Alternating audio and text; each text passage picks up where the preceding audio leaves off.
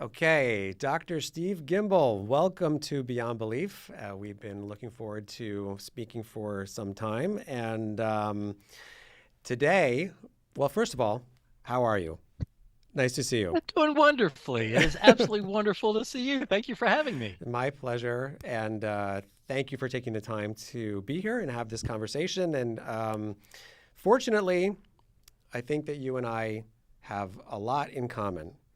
And hoping to focus on a couple of those areas today. The first one being philosophy, of which you are an expert, and then I'd like to talk about music, but specifically the music of the Grateful Dead, which you have compiled some philosophical musings on the nature of their music and about the culture of the Grateful Dead, and being that they are one of the most unique and legendary rock and roll bands of all time. There certainly is tons and tons of material there to delve into great ideas in life through their music. So let's talk about that if it's okay with you. Of course. Okay. So I don't know if you do this. When I enjoy music, which is like perpetually. It's hard for me to go for several hours without having something on. I often think to myself, why is it that this has any effect on me or anybody? These are vibrations of the air. A 440 megahertz doesn't mean anything as far as I know, but that in conjunction with other tones, when strung together, have this bizarrely heart-pulling quality to them that I can't personally explain. And so I'd like to throw it to you, philosophy professor, and ask these simple questions of basically, what is music and why do people care so much about it? Ooh, really big questions. Outstanding. So music has fascinated us throughout history, and the use of music in ritual, especially religious ritual, has been there as long as we have recorded record, right? We have, hymnals going back. We know that there's always been singing, often dancing, connected. And I think there's another element that we'll later have to explore is the embodied nature of it. But music, if you go back to the ancient Greeks, was one of the most fascinating phenomena because it combined three seemingly completely distinct elements. So, on the one hand, you had physical elements, right? So, let's think of a lyre, right? Not a person who can't tell the truth, but the stringed instrument, right? You would pluck the string, it would make a tone. You could hold your finger at a certain place, shortening the string, it makes a different tone. And they realized that there were certain combinations of finger placements that sounded awful and others that sounded wonderful, right? So harmony. And what they realized was that you could, if you took the lengths of the strings that sounded good together, you would realize that they had very simple mathematical relations among them, right? Mm-hmm. So if you're a musician, you might talk about fifths or fourths, right? These are fractions. This is actually one of the first places that mathematics is really applied to the world, is in the uh, the basic understanding of harmony within music. And what was interesting is that you have both physics, physical happenings, you have mathematics, but then you have the human consciousness.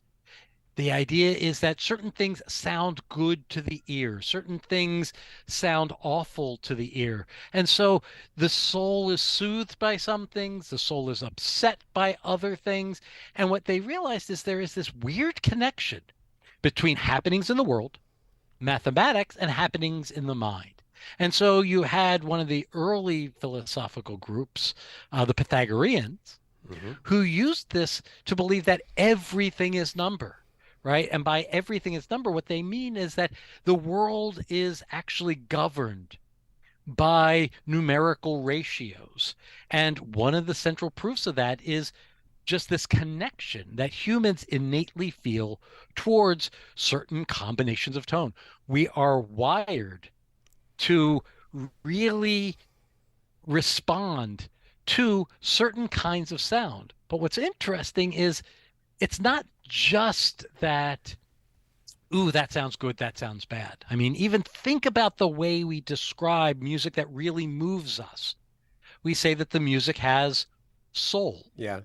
right? The idea being that somehow music touches something much more deep inside of us. And if we go from ancient Greece to the 20th century, somebody who said very much the same thing was Albert Einstein, who, couple interesting facts about Einstein, like many people who are very good at math, he was a very late speaker. Hmm. So, for a long time, his parents were worried that their son was an idiot because he just wasn't developing verbally the way other children did. But what was interesting is not only was he a late speaker, but he his whole life never really trusted language. At the same time, he was a violin player. He also played the piano, adored music. Music for him was, next to physics, the most important thing in his life. And what he thought was that normally, when I communicate with you, like we're doing right now, I have an idea. I have to conceptualize it. I have to take that concept, find appropriate words, transmit those words to you. You then interpret the words and you get something in your mind. And so all thought that is verbal is mediated by the use of language. And so you asked me to begin, how are you doing? And I said, I'm fine. Well, what do you mean fine, Steve? And we could have a conversation about that, but it'll take a while for you to really get a sense of how I'm doing. But musically, and I know you're a musician, you can communicate almost directly, emotional being to emotional being through music without that intermediate mediating step. And so Einstein thought, much like the ancient Greeks, that there is something inherently magical about music in that it really does almost allow soul to soul direct connection. And so, when you talk about both playing and enjoying music, and I think we could talk about the differences there if you'd like, but just engaging with music, being surrounded by music, it affects your mood, it affects your blood pressure, it it it it just affects you deeply emotionally. Two follow-up questions on that, and I think that was a very thorough and good explanation. But did That's a kind Einstein? way of saying long-winded. No, no, no. It was it's. I agree that the mathematical ratios that the Greeks talk about, the music of the spheres, they people took this stuff really seriously. I don't think we appreciate it. It wasn't just like something people did on the side for fun. Like they investigated music, they thought about it deeply. But when Einstein says soul to soul, does he literally mean a soul? Does he think that there is such an entity, or is that just a metaphoric way of saying that it's one person touching another somehow? For Einstein, yeah, the word he doesn't use the phrase that way, and for him it would be metaphorical. But for him, it was something deeply emotional. And so when he uses religious language, he uses it in several different ways. One of the ways in which he uses it is to refer to both ethical matters and emotional matters, things which he wants to split off from factual matters. So, where you're right, the Greeks want to really fold it in. So, you use this phrase, the music of the spheres. The idea was that the universe was governed by certain mathematical relationships. And again, this math would be connected with music. And so the thought was that all of the motions in the universe generated sounds, and there was this beautiful, perfect background harmony Hmm. that we don't hear because we're just so used to it that we're deaf to it. But that if you could sort of tune into it, that the universe itself, in a certain sense, is making the most beautiful of music. And Einstein certainly would buy into that as a metaphor, as he really did see the universe as coherent, as governed by rational rules that are accessible to the human mind, and in that way generated a sort of awe, which is exactly the sort of feeling that you get from a tremendous piece of music. There's sometimes you just hear things and it really moves you. So I think that's what Einstein would have meant. Okay, the one last comment on this, and we could, I could see that this could turn this just alone. This could be the entire discussion that we have. But you know, there's some when most people look at the any mathematical formula, they don't have, yes, a mathematician will. Someone who's steeped in the mathematical world will see the beauty of a mathematical formula and feel some emotion towards it. Most human beings just do not, but nonetheless, there is something about the quality of sound that hits people so directly and so firmly between the eyes, that people are, almost everybody is just immediately pulled after it in a way that I find to be bizarre. I would think that, if the Greeks are correct, that the world produces these sounds, so to speak, which I don't know if that's factually correct or not, or I think the sounds are so low that you can't actually hear them. But it's strange for me to think that it accomplishes what it does. It doesn't seem like it's got the lifting potential to make us so emotional as we are. And so it's been this point of consideration for me for a long time. But let me transition into the Grateful Dead specifically. So that they exist in a certain form even today, and they have been playing, and I love everything that they play. I saw them in 2019, just before COVID, Dead and Company at MetLife Stadium. Ah, It was great. It was great. I hadn't seen them in decades, so and they played the same songs, and everyone loved. Everyone loved it, including me. My question is, what's with the repetition of the material? For 5 decades plus, right, this band has been performing these same songs. Yes, they include some sometimes and discard others at other times. Why don't they come up with new music? Don't they have anything inside them as musicians that it's compelling them to want to create more? Or is it, what's with it? How do you explain that? well, I think I would put it in very different terms. So there are different ways that one can perform music, right? So if you think of classical music, there is a score and the score is followed, and every presentation is roughly the same. Of course, you'll have different acoustics, different players who will play with different, feeling, but by and large, there is a way in which the music is expected to be performed. The Grateful Dead, what was fascinating about them is they had a very particular philosophical bearing that came sort of out of the early history of the band. They started as basically just a rhythm and blues band, playing in the midnight hour, playing Good Lovin', playing, the music of the mid 60s. And they realized early they were a little different because the way the guitar player Bob Weir put it is the song was over, but we weren't done playing it yet. And the idea was that what they would do is use the structure of the song as a general guiding principle. This is actually very similar to what happens in jazz, where you have a chart set out. But the point of the chart is basically to set up certain constraints within which the players then can explore musically.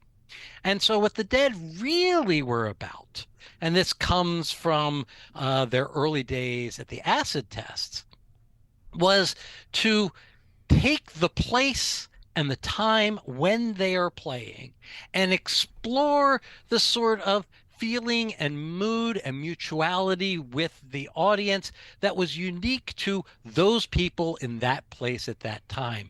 And so while they played in the original formulation, 3,000 concerts, each one is going to be different.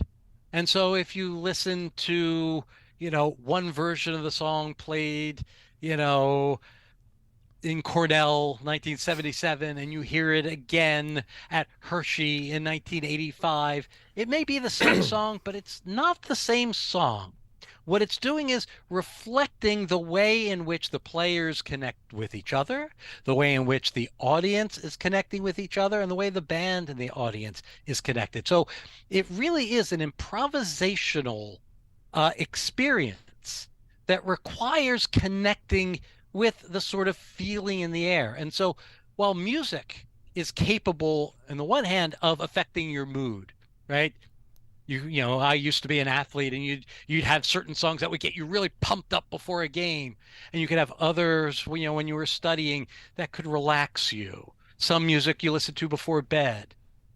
Music can do the converse as well. That is that the players can react to the feeling, the ambient feeling around them, and you get this interesting feedback loop. And that really is where I find the Grateful Dead philosophically interesting. Is that, yeah, you're right, they're playing the same songs, but the songs are just vehicles for conveying and shaping the mood at the time. So the emotional, intellectual, human element is an essential instrument in the playing of the music. Would you agree with me that there's a kind of liturgical feeling to the repetition of the songs? That there's almost like a canonical, like here are our songs, and yes, 100%, they're masters of improvisation within the structure.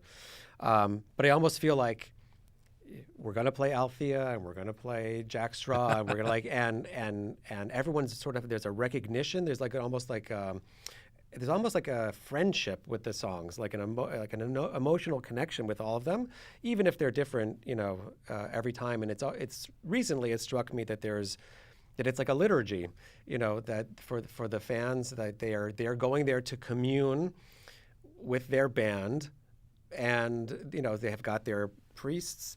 And I don't want to take this too far, but No, and they're participating in this experience. So I actually have a quote, and I think this comes from the book, but forgive me if I think I got it from someplace else. But it says the band members discovered that this group consciousness had a life of its own, right? They discovered that there was this consciousness. It is informing us, Phil Lesh, the bassist, noted. Not only did the spirit of the Grateful Dead not care if most of America didn't like it, Lesh noted, it doesn't even care whether we like it or not. So he is ascribing a power, and I would yes. describe it as an otherworldly power, to an actual spirit of the band. And I just want to give you one more quote from Bill Kreutzmann, the drummer. It says he speculated that there is some great power, be it God or whatever, that enters into the Grateful Dead on certain nights. And it has to do with us being open and getting together with the audience, exactly as you said. But do you think that therefore the players themselves, the audience, is there something spiritual going on at these events, or would you not put the bar quite that high? I don't think it's absurd to do so. There's a lyric in one of their songs, "The Music Never Stops," which says, "The music plays the band."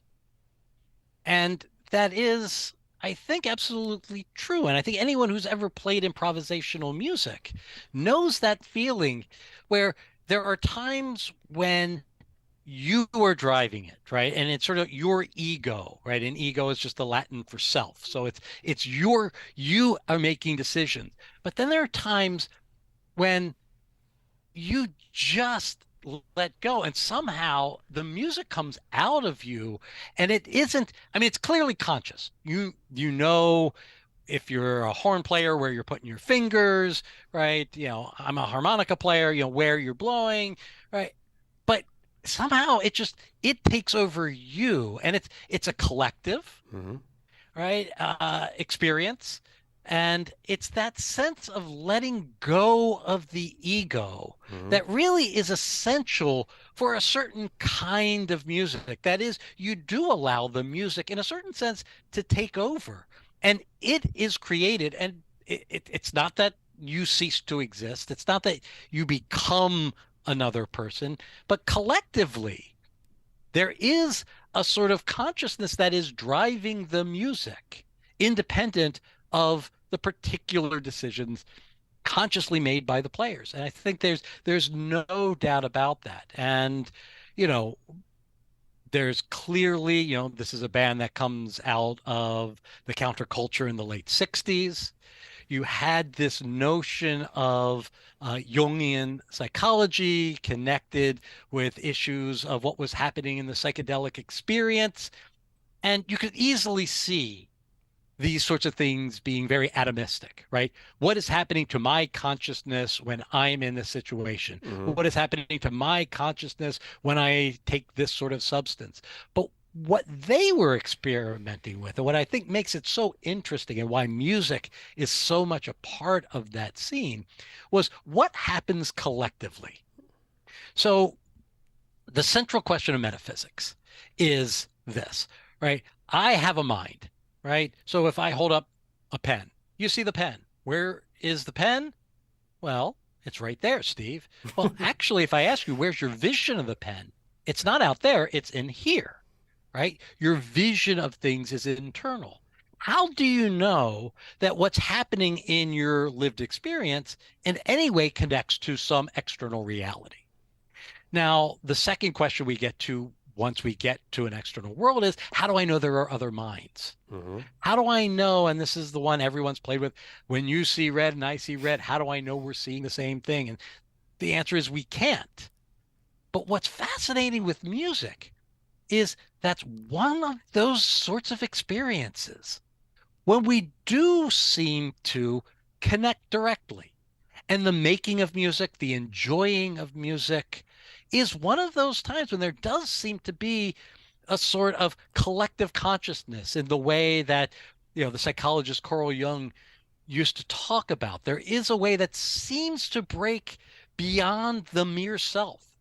I mean, when I would go to dead shows way back when, and my guess is we were probably Probably. at some together, is at the end of the show, you would turn and you would just hug the person next to you, whether you knew them or Totally, not, totally, because totally. you had just had this profound experience Yes. and you couldn't put it into words to anyone who wasn't there. But that person was right there. They had that experience too.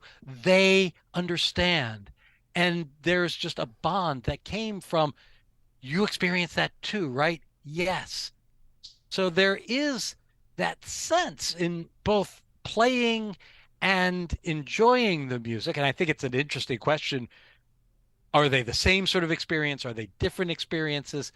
But there is something that is special about being at the point of creation Hmm. of this art that just does move you beyond your own ego. Again, and very well said. And I think the ego part of it is absolutely pivotal.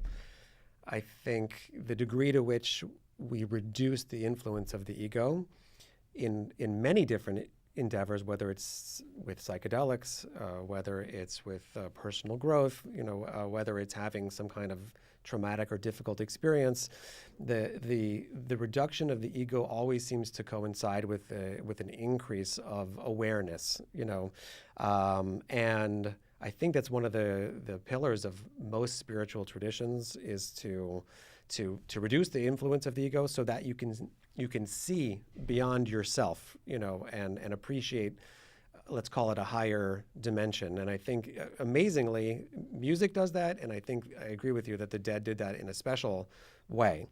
The let's explore for a second. I think that's the most positive aspect of the band and their culture.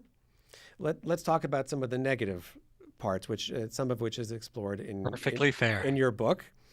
So there's a quote that it said and this is about the parking lot scene, really, which is also a remarkable thing that I think is unique to the Dead in many ways. But It says the hippie paradise of Woodstock was said to have died 4 months later at Altamont, the Altamont Speedway concert. The Dead was a much more enduring ecosystem. So, yes, there are these people who traveled and maybe still do, but not like in the past, but like travel from show to show to show.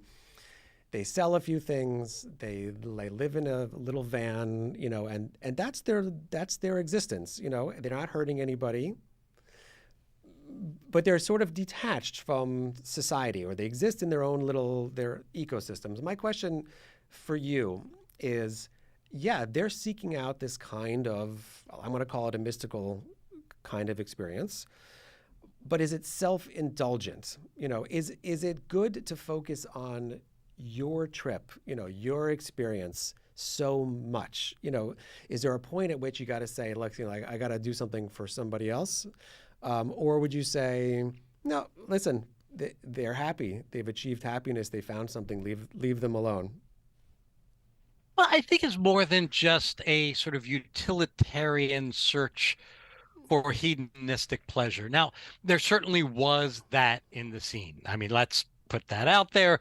There were a lot of people who were just there because there were certain sorts of pleasures that were generally frowned upon or could get you arrested, that you were more likely to have access to in the parking lot or in the scene. So I think there certainly is this very shallow hedonistic element of it.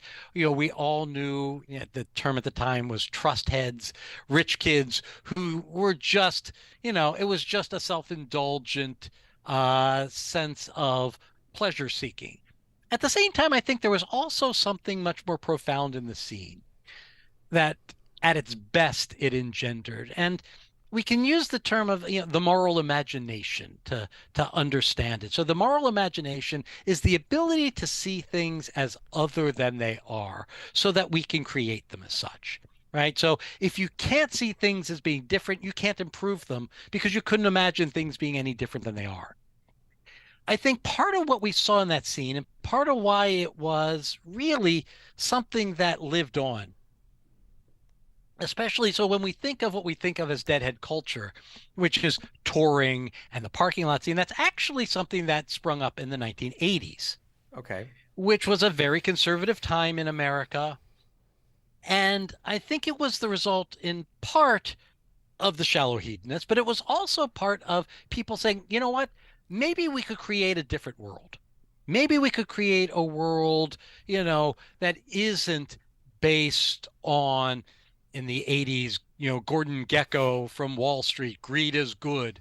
Maybe it isn't about greed. Maybe it's just about being together. Maybe I don't need more than I need to survive. Maybe it's about being kind to the earth. The Deadheads were famous for cleaning up the parking lot where they camped before they left. Maybe it's about being together and having these communal experiences.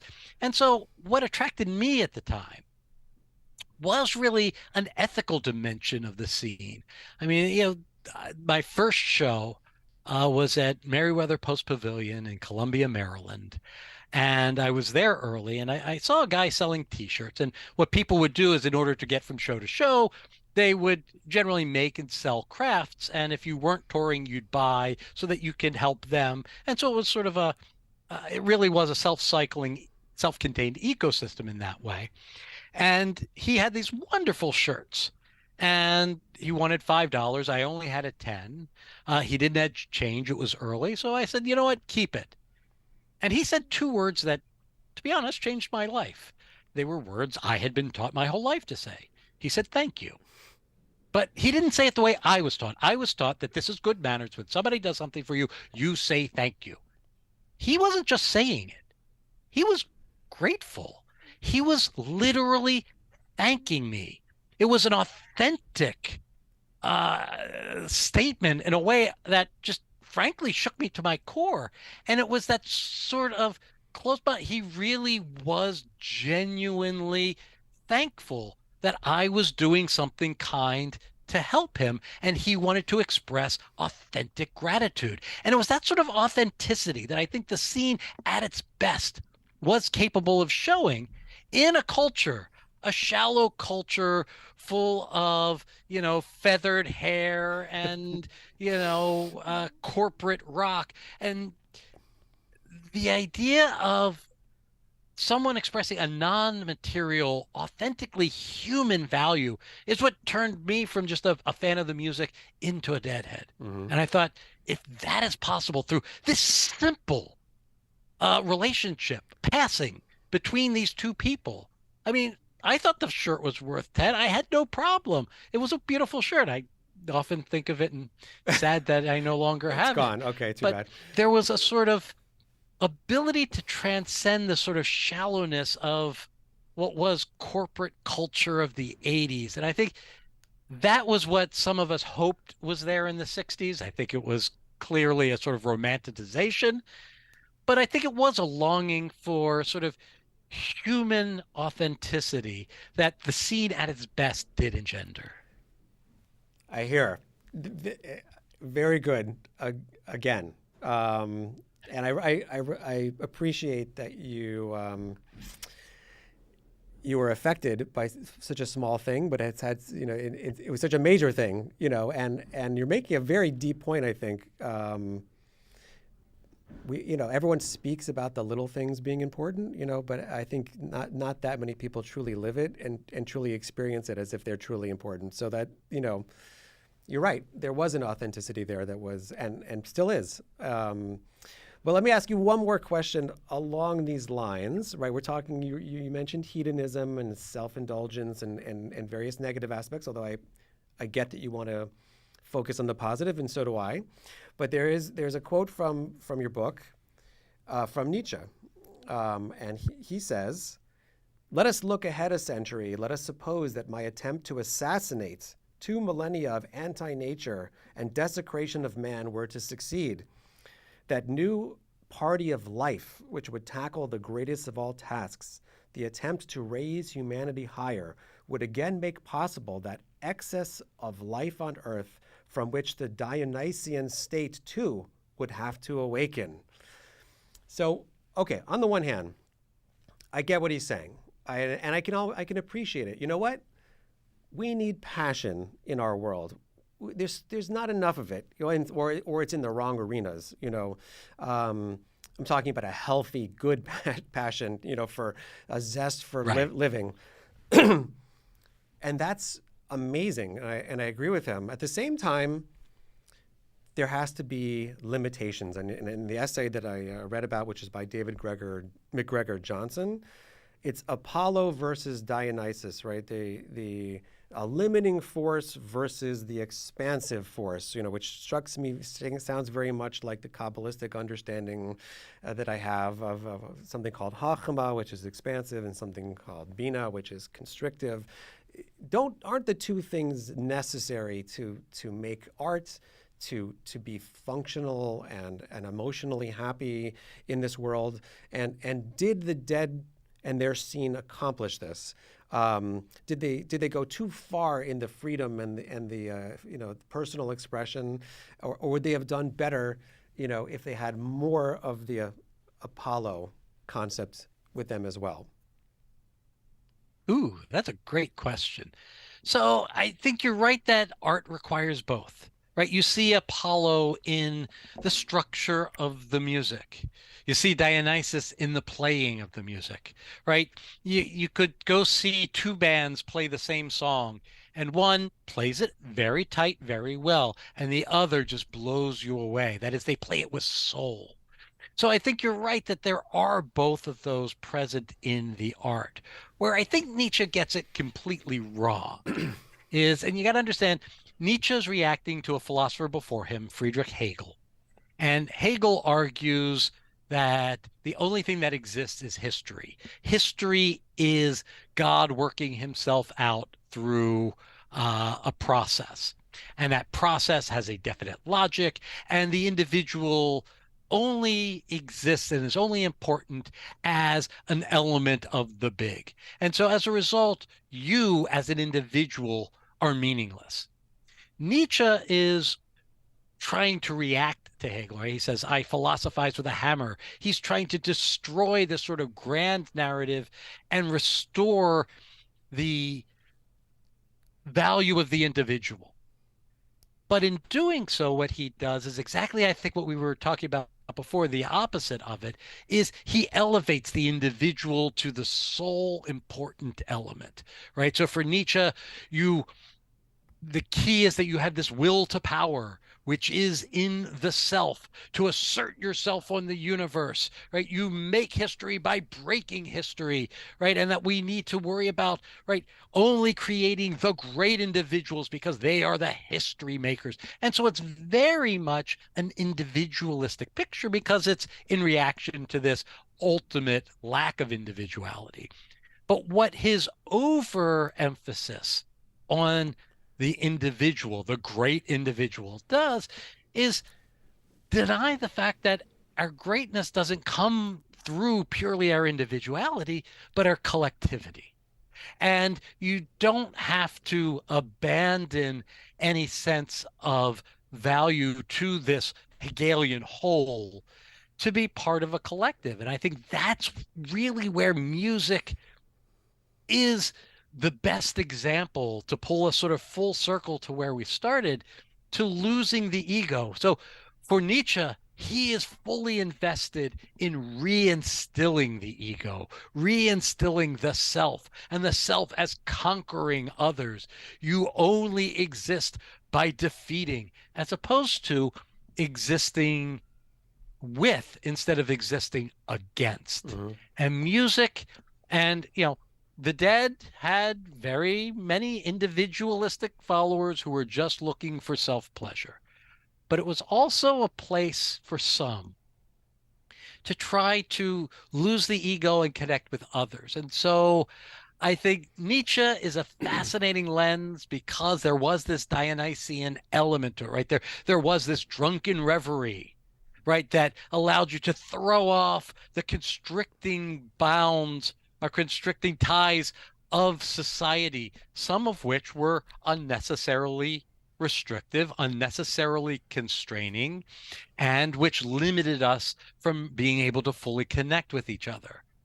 So there is a time when, and a way in which that's this sort of Dionysian, you know, expression of anything goes allows us to destroy those things which keep us from connecting.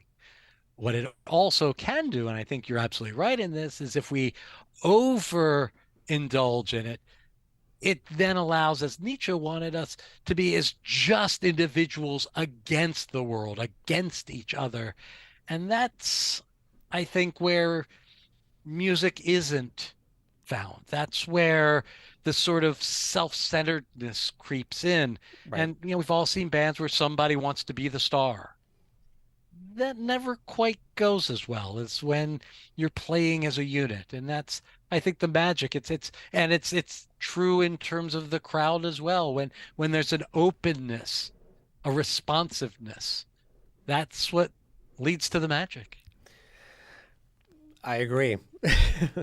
And well said again.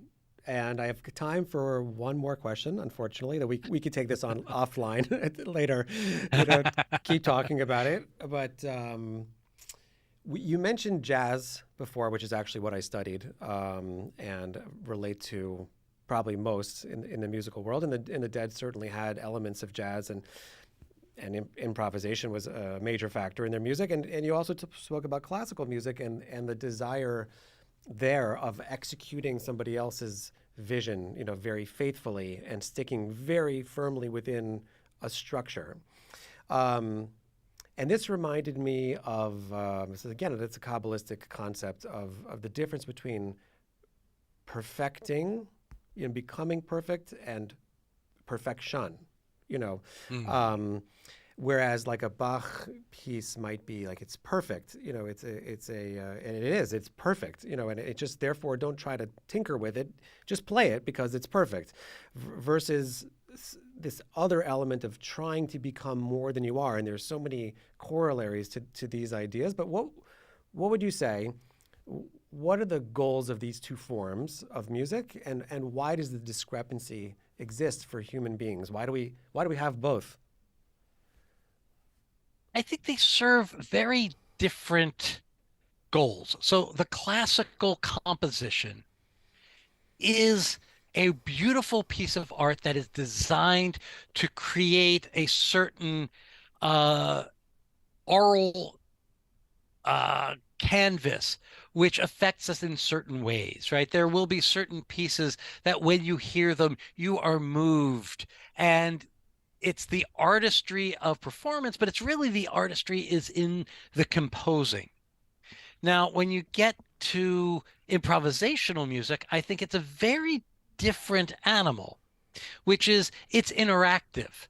So in classical music, you come to the piece. Hmm. In the case of improvisational music, you become embroiled with the piece. Yes. You don't know where it's going. The players don't know where it's going. And there's this openness that is experimental and can sometimes be transcendent. That is, oftentimes it'll fail, but occasionally something will come out Right. that isn't the particular intentional desire of any given person, but is collectively composed. It is collectively created, despite the fact that, the classical composer sits down with a sheet of paper and works and crafts and has certain rules which they follow or which they intentionally break in order to get intentional effects. In this case, because you have multiple consciousnesses, because they are willing to open up themselves to the other and follow and explore, what you can get every once in a while, and it's magical when you're a part of it, is something more that no one thought of. And yet is clearly a cognitive, right? These are conscious people who are making intentional movements, but doing so because they get caught up in something that is being collectively created. And that's where jazz, I think, is just masterful, right? It really is the American art form because this sort of approach, this sort of willingness to surrender control from the ego to the group is something that really is unusual, but it is potentially transcendental. Well, Dr. Steve, thank you so much for being here and for making this happen. For the audience, you can check out his writing on www.beyondbelief.blog every month, and it's actually a family affair. His daughter writes for us as well, and they are amazing, gifted writers. And if you like this, you will like those pieces month after month. So please check it out. Leave comments, and we will respond to you if you have something to say. So great talking to you, and thank you so much for being here. And we will keep it going. Thank you. All right. Have a great day.